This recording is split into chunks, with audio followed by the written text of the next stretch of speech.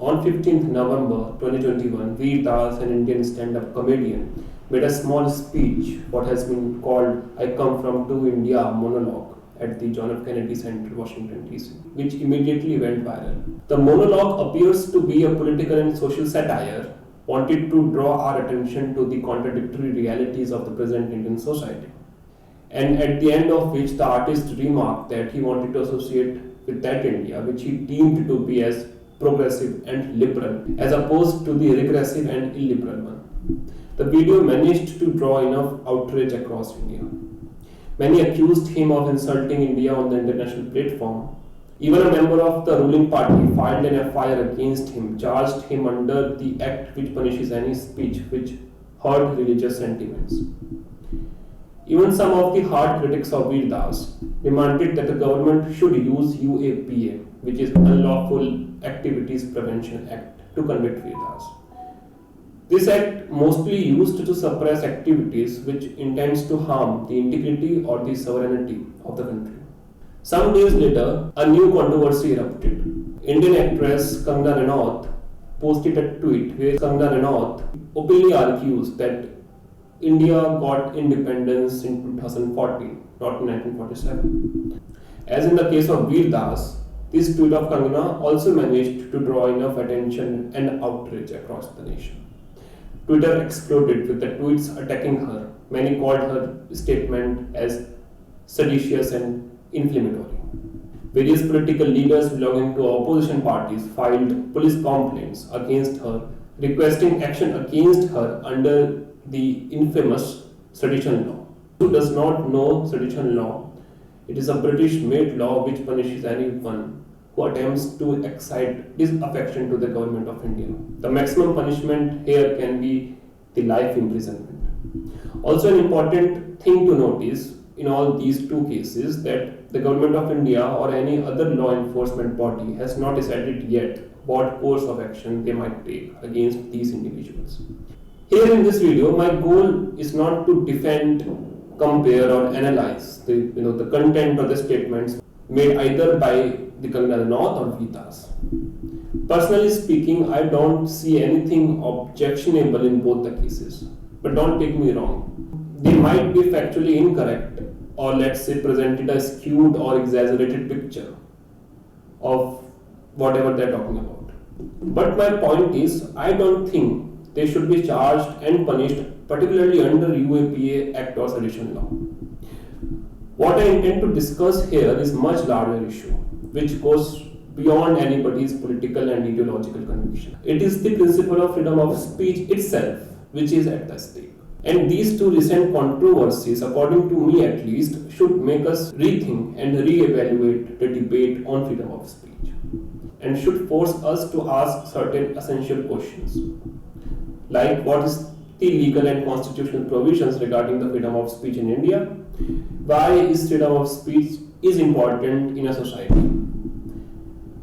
And what can be reasonable restrictions that can be imposed on freedom of speech? These are the questions that I will try to deal with in this video. So let's first talk about how the Constitution of India protects the freedom of speech. The Constitution of India protects freedom of speech as a fundamental right in Article 19, Clause 1, Subclause A, which goes like that. Protection of certain rights regarding freedom of speech, etc. 1. All citizens shall have the right A. to freedom of speech and expression, and it continues from there.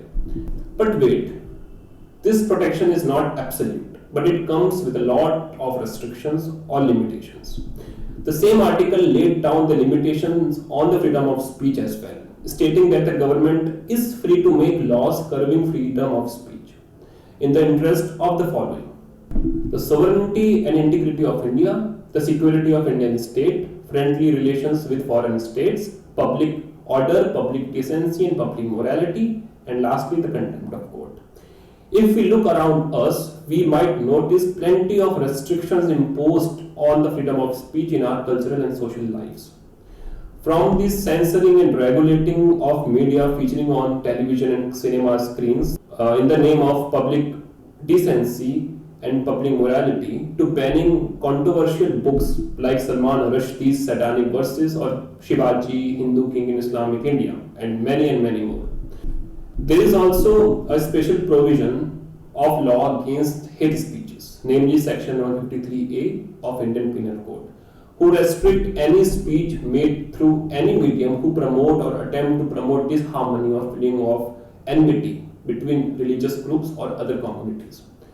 In the same line, there also exists what is commonly known as anti-blasphemy law, namely Section 290A of Indian Penal Code, which explicitly bans speech intended to outrage or insult religious feelings or beliefs of religious communities. Adding to the same list is the much infamous and controversial sedition law, which we have talked about before, which restricts speech that intends to excite or attempts to excite disaffection against the government of India. There are even other laws or restrictions beside these which restrict our freedom of expression in one way or another. All these laws curbing free speech primarily draw their legitimacy or sanctions from the same Article 19A of the Indian Constitution.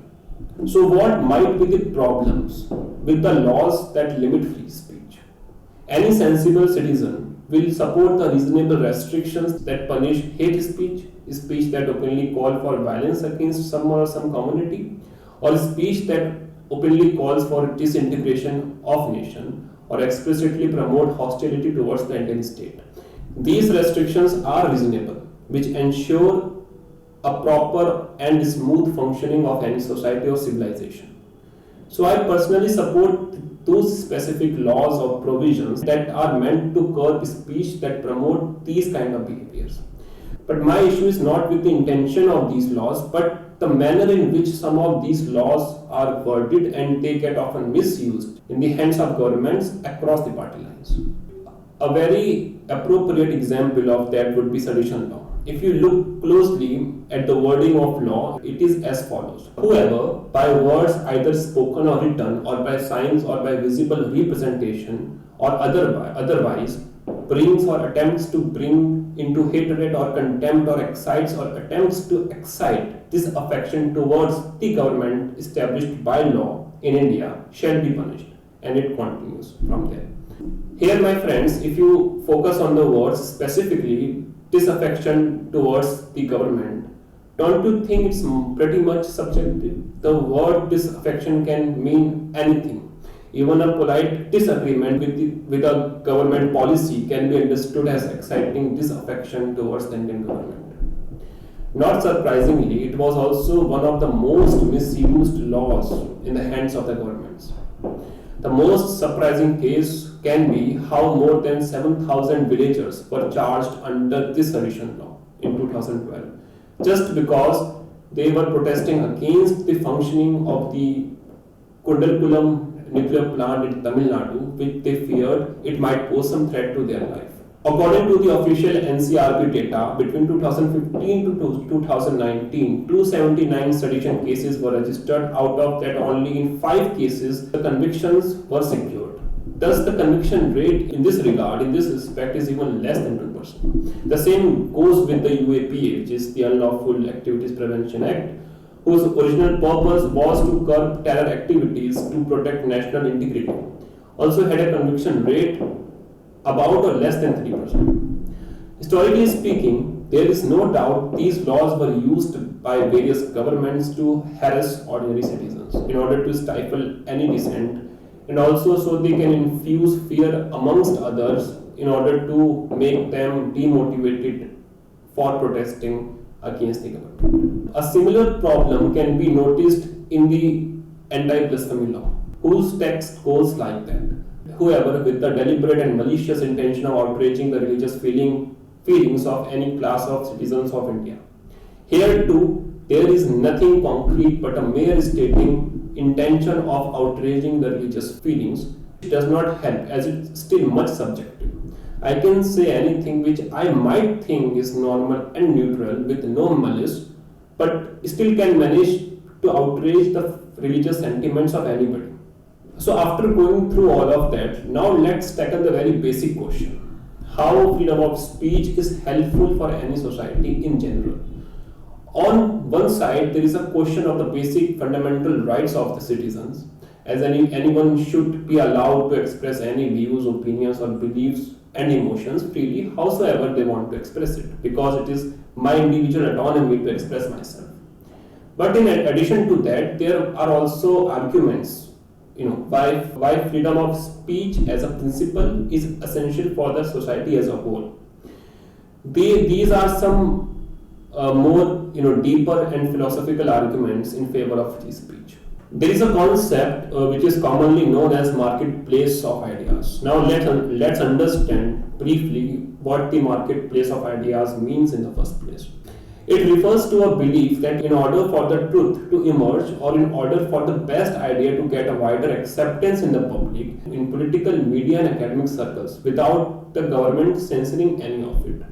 It is just like what happens in economic theory, that in order for the best quality product to emerge as a winner in the market, largely depends on allowing free competition between products of different qualities. That's how the best product would dominate the market and all other inferior product would perish from the market.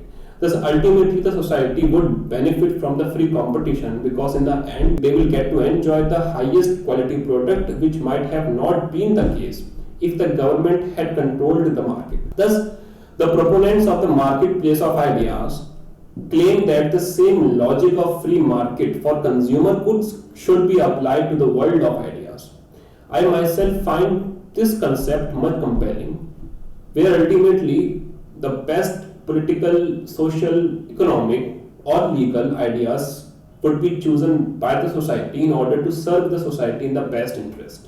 So you might be wondering what the marketplace of ideas has anything to do with the limitation that has been put upon by the Indian state on the freedom of speech for the purpose of protecting religious sentiments, national integrity, social harmony, and so on and so on. While one might agree with those restrictions imposed on us, but these restrictions always come at a cost. What it essentially does is that it disincentivizes politicians, social researchers, legal scholars, thinkers, scientists, etc. to come up with their theories or solutions that very well can have the potential to change society for the better.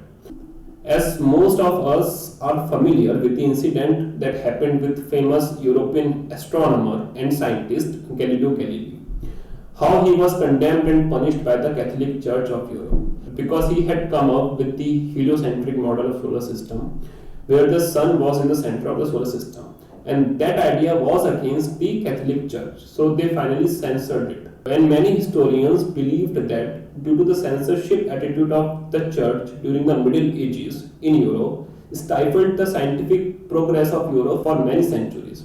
What was called the Dark Ages, from which Europe only able to escape when it entered in the age of Enlightenment, which enabled Europe to progress scientifically, which ultimately pushed Europe towards industrial revolution. Also, as we had discussed before, laws limiting free speech often discourage any dissent against the government. The same logic often applies to the press or media persons too. Due to the fear that the government might use the laws that limit free speech against any journalist who might over-criticize the government, and he or she might end up in prison, might discourage them to do a truthful reporting. And it's something that has happened multiple times in India. In recent years, many journalists were arrested and detained by the police, and they were mostly charged under the National Security Act, the Sedition Law, or the UAP Act. These cases might very well discourage other journalists and can make them compromise on their reporting. And we should not forget that the media coverage of social and political issues is the primary factor that shapes our political opinions and help us with choosing which political party we should vote for in the upcoming elections. But if the media, which we often regard as the fourth pillar of democracy, become compromised, present us with this skewed and incomplete fact, not because they became subservient to the government, but primarily because they became disincentivized to do a proper unbiased reporting. because of the fear that government might punish them for their reporting. Ultimately, the political opinions that would be formed of the masses would themselves be skewed and would drive us to make uninformed, misinformed voting decisions during the elections, and ultimately that will undermine democracy. After going through why unrestricted freedom of speech is important for any society to flourish, I am also sympathetic with the other viewpoint which believes we should impose some reasonable restrictions on freedom of speech to prevent its misuse in the society. Agreeing with all of that, here I try to propose how we should tackle the two opposing viewpoints. First, we should reframe and redefine the laws which limit freedom of speech in such a way that it can only be applied to a certain concrete or clear-cut situations, thus not being arbitrarily misused by the government in order to curb dissent in their own favor. Let me put it bluntly, only that speech which clearly and openly calls for violence against an individual, group, or in the society, or the state, or the government, or openly calls for disintegration of the nation should be banned and even punished to prevent others from doing the same. But except that, my understanding is that everything else should be allowed to be expressed. So after giving my opinion on that, I want to ask you, the viewers, what are your opinions regarding that? Do you want freedom of speech to be absolute, or you want some reasonable restrictions on the freedom of speech? If that's the case, then what might be those reasonable restrictions according to you? And also tell me whether you are satisfied with the performance of the Indian state when it comes to ensuring our freedom of speech, or do you think the current laws which limits freedom of speech should change? Tell me everything about that in the comment section below, as you are all free to exercise your freedom of speech in my comment section. We will soon meet again. Until then, take care of yourself and thank you for being with me throughout this video. Goodbye and namaste.